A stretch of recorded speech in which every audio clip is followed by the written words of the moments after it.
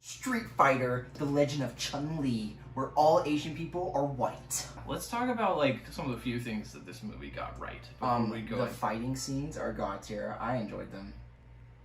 The first fight scene with the dad. We had the opening scenes pretty much laid out a good example of what this movie could have been. Yeah. Like, not perfect, definitely flawed, but still had some character and some like enjoyment to it. Mm-hmm. It was cheesy, the visuals were pretty shoddy, but at the same time, like, it was a little campy, and there was still that appreciation for like martial arts fights that came from the fight between Chun-Li's dad and Michael Clark Duncan. And then it seems like as soon as that fight is done and we transition to the other characters, it like completely derails itself from what it set up. I agree, because it goes into like this. It goes from sort of like a crime revenge story into like a self-finding story. Yeah.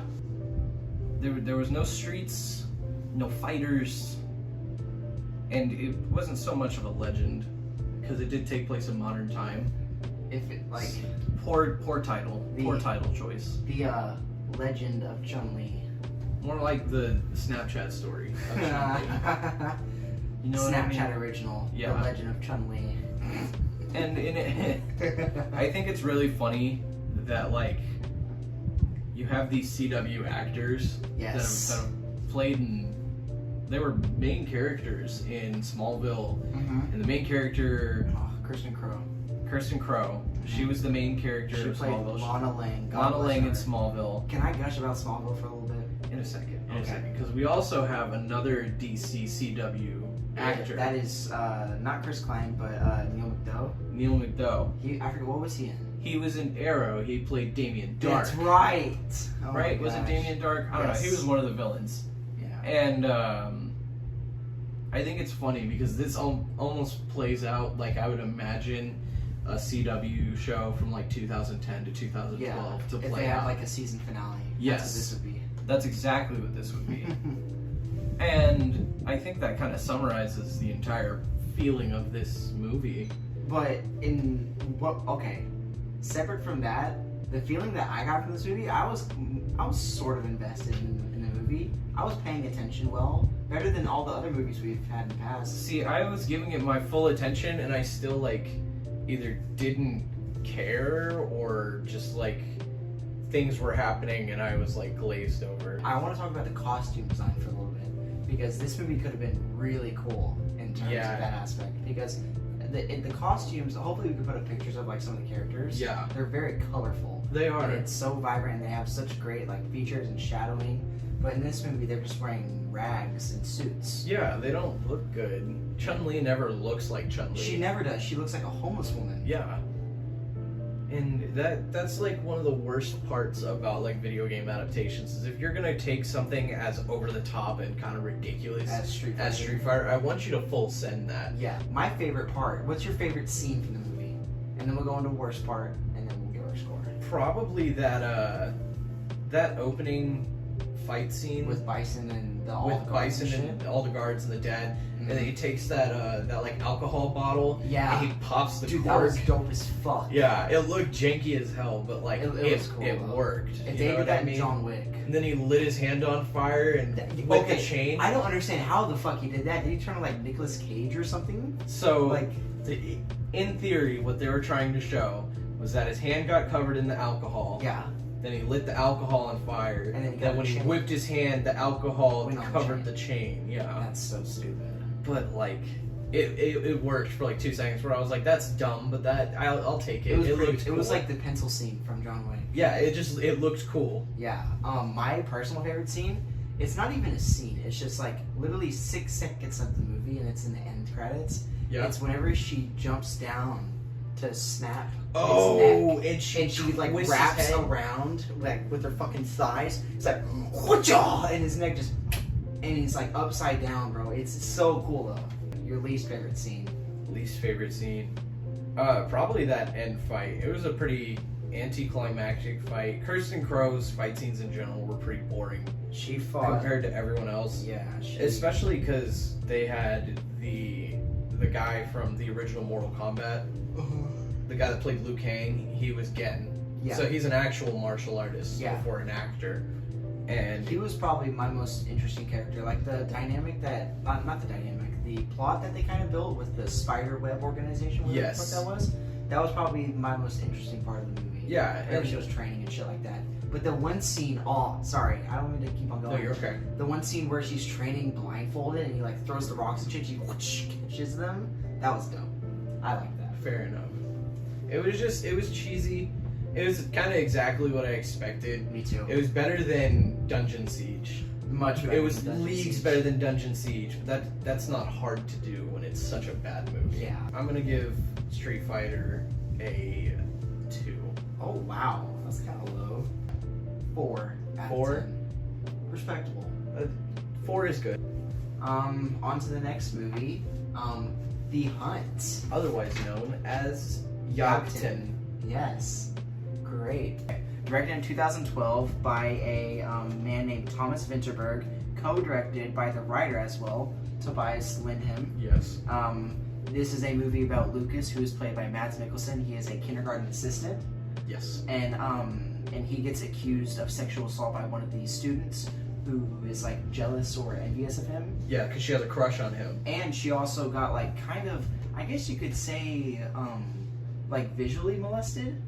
Not exactly. She was exposed to a pornographic video. Yeah, and she used that as a basis of claims that Mads Mikkelsen sexually assaulted her.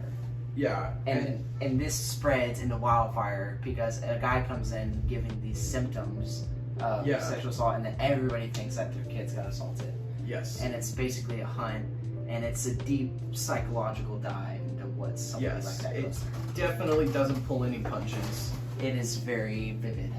But I think what they did best here, because it's such a sensitive topic to talk about, it's something that could have messed up so bad. I've only ever seen one movie do something like this, right? And that's Spotlight. Yeah. And that didn't even include scenes of the matter. Yes. You know, and this kind of did.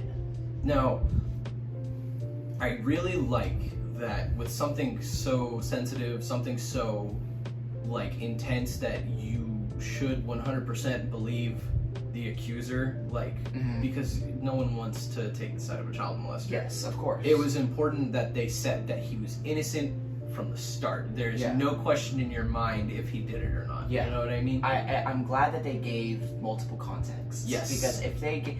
I could not have stood this movie without the context of the girl, Clara. Yes. Yes, our secondary main character, in my opinion. Yes. She is a student at the school who is the victim of sexual assault. I genuinely understand where everyone comes from in this. It's a bunch of parents who are afraid that something really, really horrible has happened to their kids. Yeah. It's one guy who's innocent and no one wants to believe that he's innocent. Yeah. All of the actions are very believable, and that's my favorite part about the movie, is that it never goes beyond my realm of disbelief. You know what I mean? It never breaks that barrier. The acting in this movie is like top tier. It is god tier. I have my stars that I mentioned. I put a big fat one on acting. Yes. Mads Mikkelsen is amazing. The actor that plays Clara's dad, Theo. Thomas Bo Carson. Thank you. He is native to Denmark. Fantastic actor. He does a really, really great performance. He is, especially in the church scene. Yes. Oh. Which we'll go in depth on the church scene in just a moment. But this all comes together from really, really great direction. Yes. The stylistic choices that he chose, where certain camera angles are tucked around a corner, almost like a predator watching prey when it comes to Lucas. Yeah. There are scenes where Lucas feels incredibly vulnerable and just like, especially it's gut-wrenching what he goes through.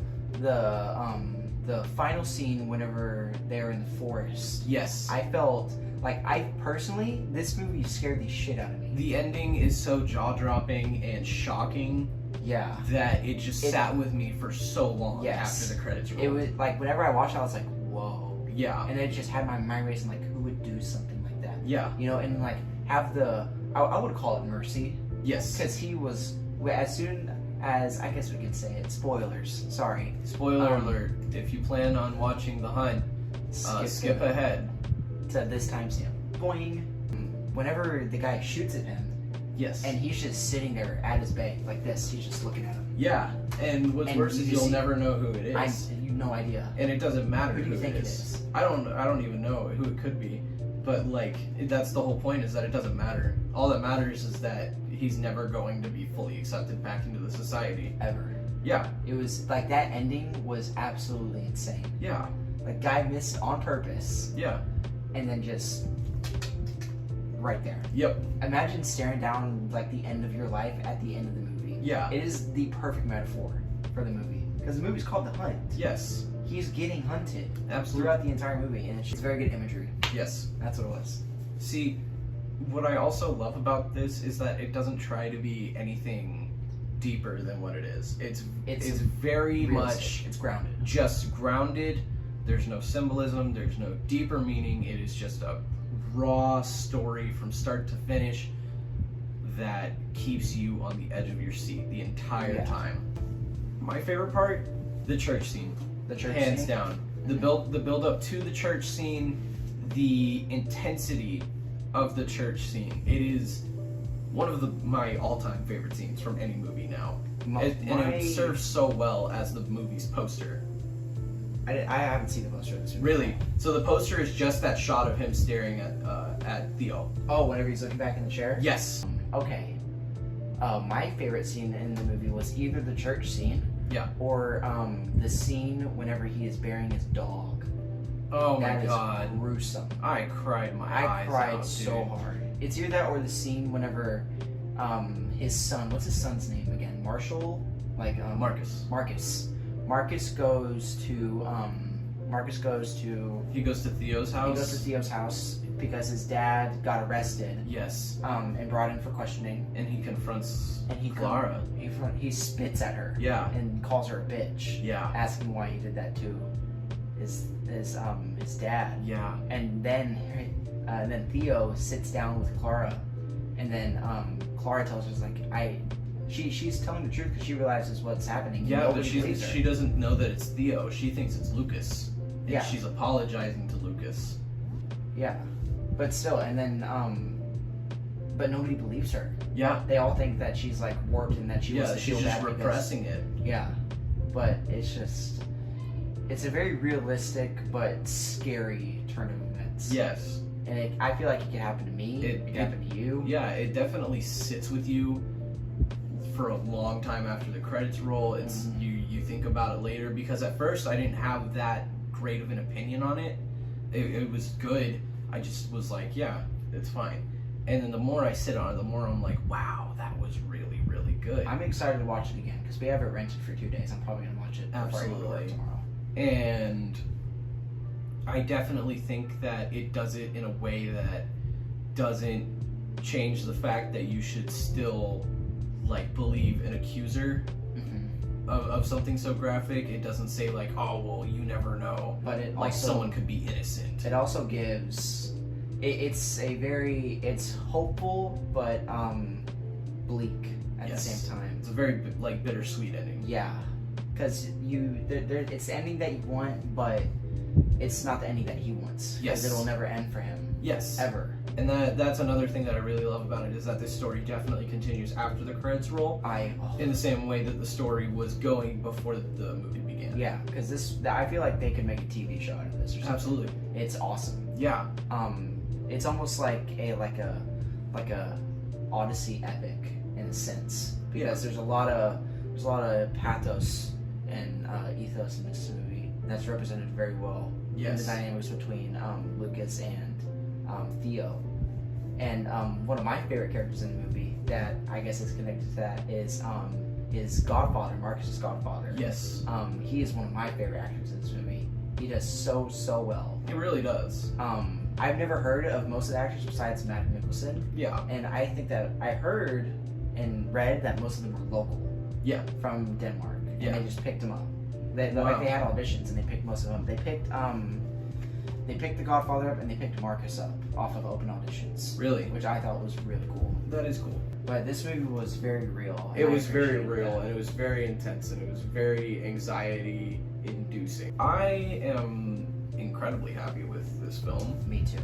I really, really like it. I can't wait to rewatch it. It's one of my favorites that we've watched so far.